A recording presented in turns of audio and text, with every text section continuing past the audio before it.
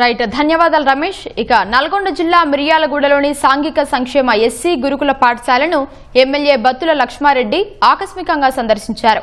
తరగతి గదులు, వంటశాల, పాఠశాల పరిసరాలను పరిశీలించారు. ఫుడ్ మెనూ, పాఠశాలలో నెలకొన్న సమస్యలపై ఆరా తీశారు. అనంతరం విద్యార్థులతో కలిసి ఎమ్మెల్యే లక్ష్మారెడ్డి భోజనం చేశారు. కాంగ్రెస్ ప్రభుత్వం విద్యకు అత్యధిక ప్రాధాన్యత ఇస్తూ అనేక ప్రోత్సాహకాలను అందిస్తుందని తెలిపారు. ప్రభుత్వ పాఠశాలలో విద్యను అభ్యసించి ఉన్నత శిఖరాలు అధిరోహించి దేశ అభివృద్ధికి తోడ్పడాలని విద్యార్థులకు సూచించారు.